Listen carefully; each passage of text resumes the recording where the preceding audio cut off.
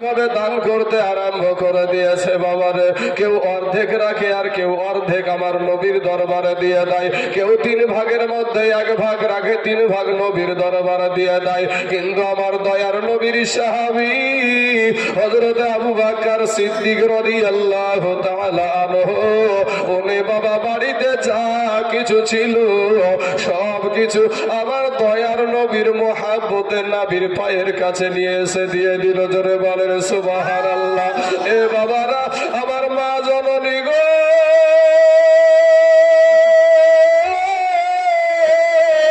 ও গো মা, তোমাদের মতো একটা নারী 2 বছরের একটা সন্তান কোলে করে নিয়েছে, বলছেন ইয়া রাসূলুল্লাহ, ইয়া হাবিবাল্লাহ, নবী গো, ও গো নবীজি, আজকে যদি আমার স্বামী যদি বেঁচে থাকতো আপনার সঙ্গে যুদ্ধে যেত গো স্বামী। সে নবী গো, ওগো নবী, আমার স্বামী তো দুনিয়াতে বেঁচে নাই। নবী গো, আমি একটা বিশেষ আবদার নিয়ে আপনার কাছে এসেছি গো নবী। নবী বলে কি আবদার? বলে ইয়া রাসূলুল্লাহ, ইয়া হাবিবাল্লাহ, নবী গো, এই দেখেন আমার 2 বছরের একটা সন্তান আছে গো নবী। নবী গো, আমার এই 2 বছরের সন্তানকে নিয়ে আপনি যুদ্ধে চলে যান। আমার নবী বলে, ডাক দিয়া বলে, মা গো, এই 2 বছরের সন্তান তো তরবারি চালাতে পারবে না, একে দিয়ে কি করব? ওই মহিলা ডাক দিয়া বলেছিল, ইয়া রাসূলুল্লাহ, ইয়া হাবিবাল্লাহ, নবী গো, ওগো নবীজি, আমি শুনেছি দুনিয়াতে আপনার মা নাই, বাবা নাই, দুনিয়ার জমিনে আপনার মা নাই, আপনার বাবা নাই। নবী গো, আপনি যুদ্ধের ময়দানে যাবেন গো নবী। যাওয়ার পরে যখন কাফেররা বেদিনেরা আপনার দিকে তীর মারবে, বল্লম মারবে, লেজা মারবে গো নবী, ইয়া রাসূলুল্লাহ, নবী গো, আমার এই কলেজার টুকরা নয়নের তারা, আমার নারী শিরা ধন, আমার এই সন্তানকে আপনি ঢাল বানায়েন গো নবী। আমার সন্তানের শরীরে তীর লাগবে নবী গো, আপনার শরীরে যেন তীর না লাগে। একবার চিৎকার মেরে বলেন না সুবহানাল্লাহ। এ বাবাজি, নবীজি যুদ্ধের ডাক দিয়েছে, এই আওয়াজটা মসজিদে নববীর ভিতরে শুধু নাই রে বাবা, বাইরে যখন এলান হয়ে গেছে। মাঠের ভিতরে খেলা করেছিল 2টা বাচ্চা, একটার নাম হলো মাআজ আর একটার নাম হলো মুহাব্বাজ। এই 2 সন্তান খেলা বন্ধ করে দিল, আর খেলবো না রে ভাই, আর খেলবো না।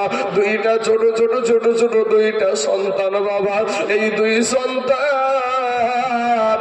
একটা দৌড় দিল। নবী যুদ্ধের ডাক দিয়েছে। আজকে মুয়াজ্জিন আজান ডাক দেয়, আজান দেয়, মসজিদের নামাজের জন্য ডাক দেয়, তোমার শুনতে ভালো লাগে না বাবা, কিন্তু ছোট 2টা ছেলে ডাকটা দৌড় দিয়ে বাবাজি মায়ের কাছে গিয়ে বলছে, মা গো, ও গো মা, জন্মের মতন দেখে নাও গো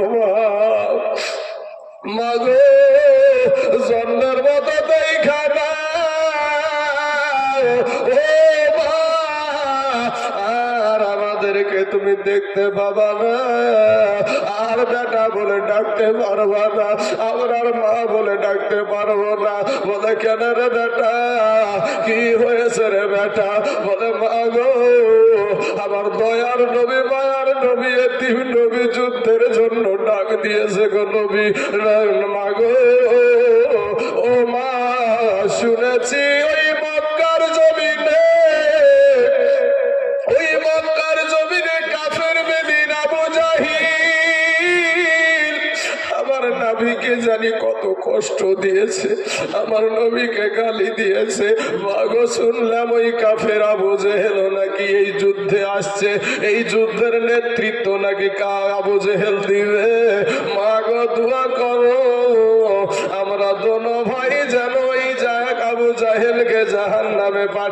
দিতে পারি, জোরে বলেন সুবহানাল্লাহ। দুইটা ছেলে বাবা, কতটা তাদের বাবা ইমানের শক্তি ছিল রে বাবা, কতটা ইমান মজবুত ছিল গো আব্বা জানা। ইন দি মিন টাইমে বাবা রে, ওই মহিলা মা জননী ডাক দিয়া বলে, বেটা রে, আজকে যদি আমার স্বামী থাকতো, আজ নবীর জন্য আজকে যুদ্ধের ময়দানে পাঠায়া দিতাম। আমার তো স্বামী নেই বেটা রে, আমি মা হইয়া তোদেরকে আমি বিদায় দিয়ে দিলাম রে বেটা। এ বেটা শোন, তোদেরকে বিদায় দিয়েছি, তোরা ফিরে আসবি বলে বিদায় দিইনি। তোরা আমার কাছে এসে ফিরে এসে মা বলে ডাকবি, এটা ভেবে আমি বিদায় দিইনি। ও বেটা, আমি তোদেরকে বিদায় দিয়েছি একটাই উদ্দেশ্য, কিয়ামতের দিন আমি জানো আমি দুই সন্তান শহীদের মা হয়ে উঠতে পারি, জোরে বলেন সুবহানাল্লাহ। এ বাবাজি আমার সোনা মানিকেরা ভাই গো, এদিকে ওদিকে তাকাবেন না বাবা, 2 মিনিট একটু শুনে যান। এই দুই সন্তান আপনার একটা দৌড় দিয়া নবীজির কাছে চলে গেলেন। নবী আমার একটা যুদ্ধের লাইন করেছে, কাতার করেছে, একটা একটা করে নবী আপনার চয়েস করছে আর আলাদা করছে। দুই সন্তান বাবা, ছোট ছোট দুইটা সন্তান, যুদ্ধে যাওয়ার জন্য সবাই তো বড় বড় মানুষ, এরা নিজেকে বড় দেখানোর জন্য পায়ের বৃদ্ধা আঙ্গুলে ভর করে উঁচা হতে চাইছে, জোরে বলেন সুবহানাল্লাহ। যখন এই সন্তানদের সিরিয়াল চলে আসলো বাবা, আমার নবী ডাক দিয়ে বলছেন, বাবা তোমরা কেন এই কাতারে, তোমরা কেন এই লাইনে, তোমরা কি জানো গো এটা কোন লাইন, এটা কিসের লাইন? এবার বলছে এটা ওই দুই সন্তান বলছেন, ইয়া রাসূলুল্লাহ, ইয়া হাবিবাল্লাহ, নবী গো আমরা জানি এটা কিসের লাইন, আমরা জানার পরে এই লাইনে দাঁড়িয়েছি, এটা হলো যুদ্ধের লাইন। আমার নবী বলছেন, ও সোনারা শোনো গো, যুদ্ধের লাইনটা অত সোজা না, অত সহজ না। যুদ্ধে গেলে হয় গর্দান দিতে হয়, নচেত কারো গর্দান আনতে হয়। তোমরা তো ছোট ছোট ছেলে, তোমরা কি করবা? তোমরা তো তরবারি চালাতে পারবা না, তোমরা তো শক্তি নাই।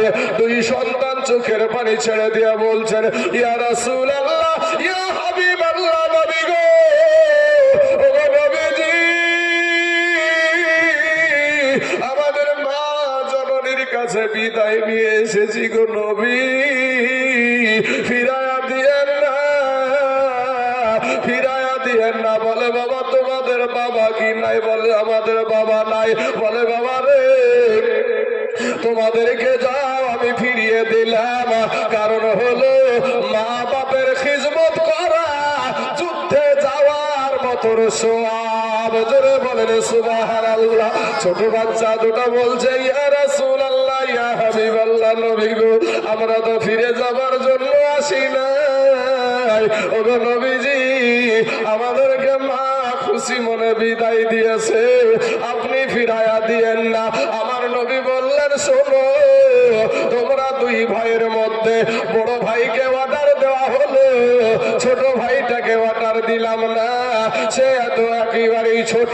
এবার ওই ছোট ছেলেটাকে আমার আল্লাহ যেন বলে দিল, বা আল্লাহ যেন বাবা বলার শক্তি দিয়ে দিল যে ইয়া রাসূলুল্লাহ, ইয়া হাবিবাল্লাহ, নবী গো আমার বড় ভাইটা বড় হতে পারে, কিন্তু ওর চাইতে আমার শরীরে শক্তি বেশি, জোরে বলেন সুবহানাল্লাহ। নবী গো বড় হলেই হবে না, শরীরে শক্তির প্রয়োজন আছে। যদি আপনি একবার দেখতে চান আমার বড় ভাইয়ের সঙ্গে একবার কুস্তি লাগায়া দেন। আমার নবী সাহাবাদেরকে ডাক দিয়ে বলে, সাহাবারা তোমরা কি প্রতিযোগিতা দেখতে চাও নাকি? এখানে কুস্তির লড়াই চলবে, দুই ভাই দেখবা নাকি? বলে হ্যাঁ দেখতে চাই। এবার দুই ভাই আপনার কুস্তি লাগাইয়া দিলেন। ছোট ভাইটা বড় ভাইয়ের গলা ধরে বলে, বড় ভাই গো মাঠে খেলা করেছিলাম দুই ভাই একসঙ্গে, মায়ের গেছি একসঙ্গে। ভাই গো আমি জানি তোমার সঙ্গে পারবো না, তবে ভাই গো তুমি আমাকে এই কুস্তিতে জিতায়া দাও গো ভাই। যদি তুমি জিতায়া না দাও তাহলে আমার নবী আমাকে যাওয়ার পারমিশন দিবে না, আমি ভাই থেকে আলাদা হয়ে যাব। বড় ভাইটা বলছে চিন্তা করিস না, আমি তোকে জিতায়া দিব। এবার বাবাজি সঙ্গে সঙ্গে আপনার বড় ভাইটা তলে পড়ে গেছে, ছোট ভাইটা উপরে। আমার নবী তো আগে থেকেই জানে। আমার নবী তখন ডাকে দিয়ে বলে, সাহাবারা গো, তোমরা কি কুস্তির প্রতিযোগিতায় কে পাস করেছো দেখতে পেয়েছো? বলে এটার ফলাফল নবী গো কুস্তি লাগার আগেই হয়ে গেছে। জোরে বলেন সুবহানাল্লাহ। আর প্রেমের ডুরি এবার ধরে মোর মদিনার সনে, ওর নূর নবী বানাইলেন আল্লাহ প্রেমের কারণে। প্রেমের ডুরি বা ধরে মোর মদিনার সনে। বাবাজি আমার সোনা মালিকেরা, হিন্দি মিন টাইমে বাবা দুই সন্তানকে আপনার যুদ্ধে যাওয়ার জন্য পারমিশন দিয়ে দিল। এবার যুদ্ধের ময়দানে এত কঠিন যুদ্ধ ছিল ওটা বাবা বদরের যুদ্ধ। ওই বদরের যুদ্ধ বাপ ছিল কাফের, বেটা ছিল মুমিন। আপনার বেটা ছিল মুমিন, বাপ ছিল কাফের। অর্থাৎ ভাই ভাইয়ের বিরুদ্ধে তরবারি চালাবে, সন্তান বাপের বিরুদ্ধে তরবারি চালাবে, বাপ সন্তানের বিরুদ্ধে তরবারি চালাবে। এটাই হলো মুমিন আর বাবা কমিনের পরিচয়। আজকে স্বার্থের লোভে অন্যায়টাকে অন্যায় বলে চালিয়ে দেয় নেতারা। আর এই নেতাদের পাচাটা গোলামতি করে মুসলমানেরা। ও যুবক রে ভাই, ওই নেতাদের পাচাটার দরকার নাই। আমার নবীর আদর্শের মালাটা গলায় পরিয়ে নাও, হেফাজতের মালিক হলো আল্লাহ। ঠিক না বেঠিক? যুবক ভাইরা ঠিক না বেঠিক? একটু হাত উঠিয়ে বলেন ঠিক না বেঠিক? অনেকে হাত তুলছে না, বলছে হাত তুলবো না, আমি খুব জ্বালা। মৌলবি দেখতে পাচ্ছে না মনে হয়। আরে মৌলবি না দেখলে কি হবে? আমার আল্লাহ তো দেখেনি কি গো? এক চালাক মুড়ল বাবা, এক চালাক মুড়ল। মুড়ল বুঝেন তো? আমরা তো একই এলাকার মানুষ বিচার টিচার করে যে ওই মুড়ল। তো এই মুড়ল পায়খানা ফিরতে গেছে বাবা। এখন তো ঘরে ঘরে ঘরে ঘরে টয়লেট হয়েছে, পায়খানা হয়েছে, বুঝতে পারলেন না? তা আগে তুমি পায়খানা এখানে ছিল না বাবা, এই বাবুতে জামানে ওসব ছিল না। তো আমরা কি করতাম, ওই বদনাতে করে পানি নিয়ে মাঠে চলে যেতাম। হ্যাঁ, তো মোড়ল গেলছে বদনাতে করে পানি নিয়ে মাঠে পায়খানা ফিরতে। আর হলের ভুইয়ের বাতাস বাবাজি আর বিড়ির টান, আরাম করে পায়খানা টাইখানা ফিরিয়ে দে ভাই। পায়খানা ফিরার পরে পানি খরচ করতে যায়, দেখছে যে পানি বদনাতে এক ফুটাও নাই। বদনাটা ফুটিয়ে ফুটিয়ে বদনা দিয়ে পানি সব পুড়ে গেছে। মোড়ল বলছে, হারে আমি দু চারখান গ্রামের বিচার করি, কেউ কোনোদিন আমাকে ঠকাইতে পারল না, আর তুই বদনা আমাকে ঠকিয়ে দিলি। তখন বলছে যে আগামীকাল কি করে যে ঠগাস তাও দেখবো, আগামীকাল কি করে যে ঠগাস তাও দেখবো। পরের দিন বাবাজি ওই বদনাতে করেই পানি লিখেছে। নিয়ে যাওয়ার পরে বলছে, বদনা তুই গতকালকে তো আমাকে ঠগালছিস, আজ কি করে ঠগাস সেটা দেখছি তারা। এবার বাবাজি বলছে, আমি পায়খানা ফিরার আগেই পানি খরচ করবো। কে ঠকলো গো? তো যারা হাত তুললো তারা জিতলো। কারণ আমার আল্লাহর কাছে সকল পৃথিবী সকল দুনিয়া হাজির, কেউ পাশানোর রাস্তা নাই। কেরামিন আর কাতিবিন, দুইটা ফারিস্তা আমরা বিশ্বাস করি না গো? তুমি তাদের কাছ থেকে পালাবা কি করে ভাই? শোনা, তোর গহনা যৌবন ফুরাইয়া যাবে, যৌবনে লাগিবে ভাটি। ওই যে দেখো ডাকিতেছে ভাইরে কবরের মাটি। ওরে সন্ধ্যার আগে যেদিন এই ডুবিবে বেলা, এক মুহূর্তে শেষ হইবে তোমার রঙ্গে গজলটা গোটার বললাম না বাবাজি, পেটের লাড়ি ব্যথা হয়েছে, জীবনীটুক শেষ করে আমি শেষ করে দেবো। বাবাজি আমার সোনা মানিকের, আমার ভাই জানেরা কি, আমাদের যদি সন্ধ্যার আগে যদি আমাদের এই বেলা ডুবে যায় আর কোনো কাজ আছে? তাই আমি সেটা বলছিলাম যে সন্ধ্যার আগে দেখে যেদিন ডুবিবে বেলা, এক মুহূর্তে শেষ হইবে তোমার রঙেরই মেলা।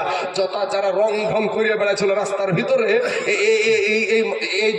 এর গ্যারান্টি আছে যে কাল পর্যন্ত বেঁচে থাকবে? কবর কত কঠিন যদি বুঝতে চান দুনিয়াতে যুবক ভাইরা, বাড়িতে যাও আজকে, কারেন্টের জানালা দরজা লাগিয়ে দিবা, লাগিয়ে দিয়ে কারেন্টের সুইচের বাল্বের সুইচটা বন্ধ করে দেবা। 3 দিন থেকে 4 দিন ওই ঘরের ভিতরে থাকো। 3 দিন থেকে 4 দিন বেশি নয় ওই ঘরের ভিতরে থাকবা। কবর কি জিনিস একটু টের পাবা। যুবক ভাইয়েরা, এর চাইতে আর কি করে বোঝানো যায় মানুষকে? এর চাইতে আর কত বাংলা করে বোঝানো, কি গো বাবজি, তাই না? আব্বা জান, আল্লাহ হেদায়াতের মালিক, হেদায়াত করেনেওয়ালা হলো আল্লাহ। আল্লাহ আমাদের সকলকে হেদায়াত করুক, সকলে বলেন আমিন। যুদ্ধে চলে গেলেন বাবা, বেটা লড়ছে নবীর পক্ষ থেকে, বাপ লড়ছে কাফেরদের পক্ষ থেকে।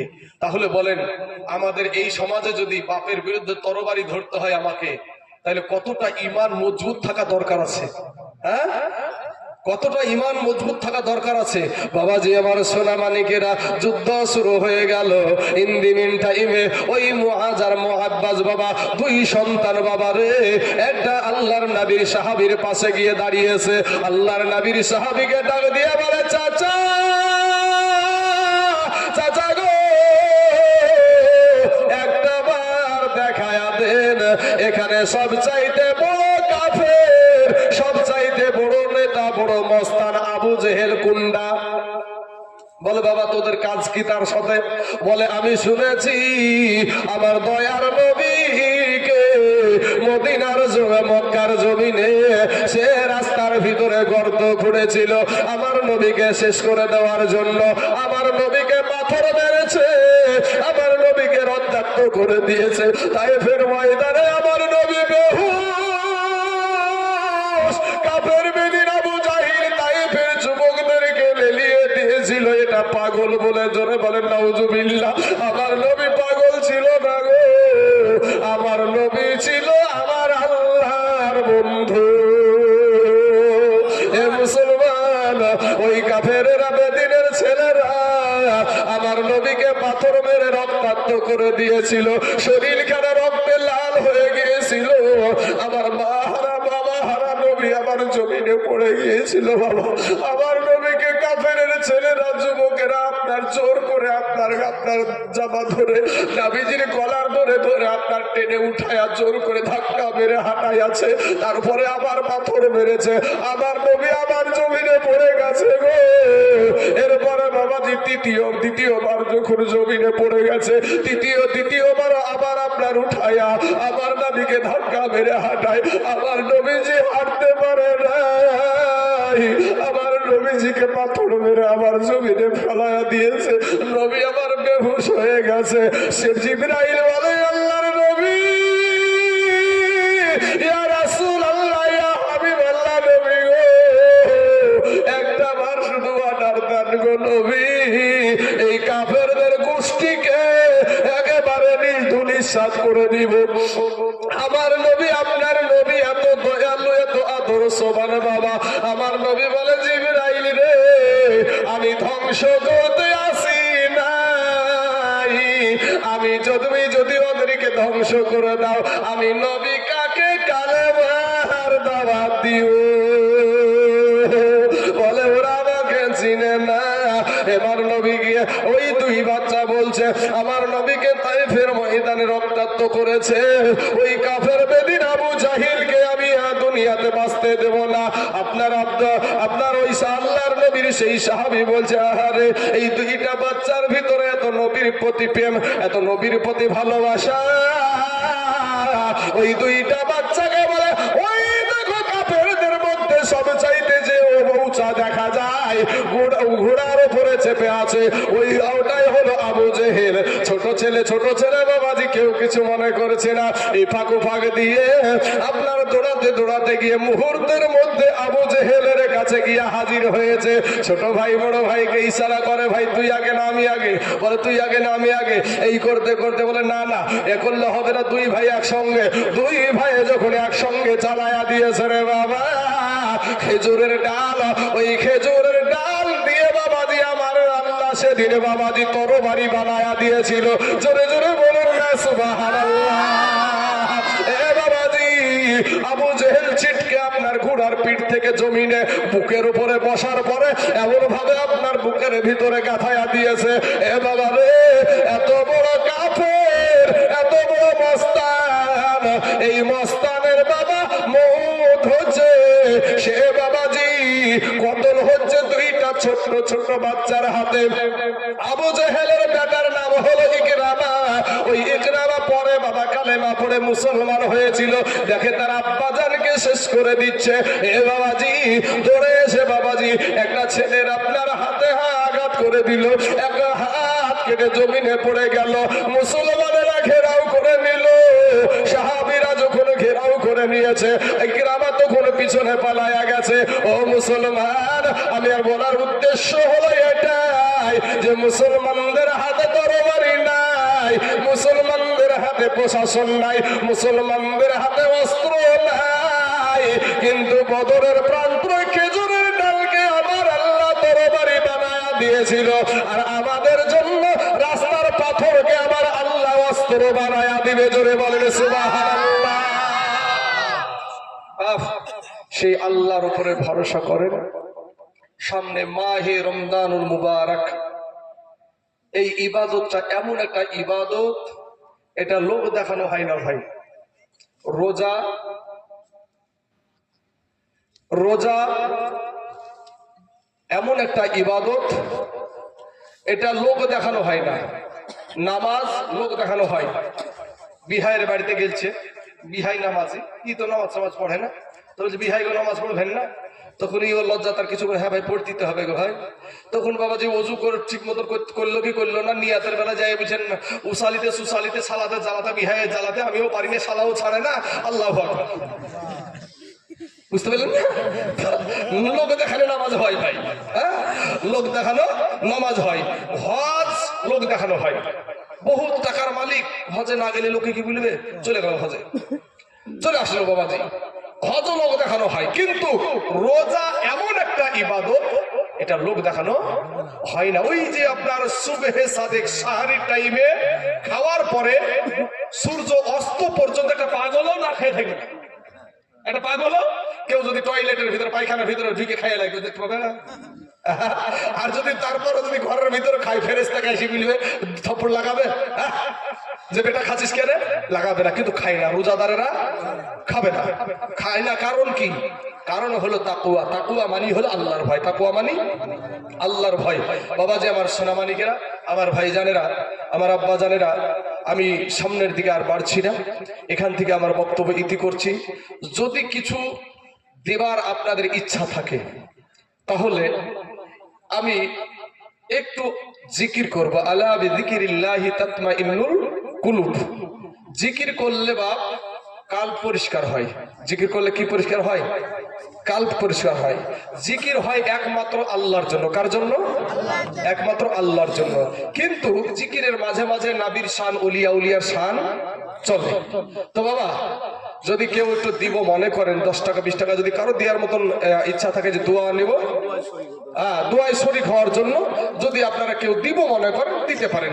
একটু জিকির করেন, লা ইলাহা ইল্লাল্লাহ, লা ইলাহা ইল্লাল্লাহ, লা ইলাহা ইল্লাল্লাহ, লা ইলাহা ইল্লাল্লাহ, মুহাম্মদ লা ইলাহা লা ইলাহা ইল্লাল্লাহ, লা ইলাহা ইল্লাল্লাহ, লা ইলাহা ইল্লাল্লাহ, আল্লাহ আল্লাহ আল্লাহ আল্লাহ আল্লাহ আল্লাহ। একটা জবান বন্ধ রাখবে না, ডাকেন আল্লাহকে, ডাকেন আল্লাহকে। আল্লাহ আল্লাহ আল্লাহ আল্লাহ আল্লাহ আল্লাহ আল্লাহ আল্লাহ আল্লাহ আল্লাহ আল্লাহ আল্লাহ আল্লাহ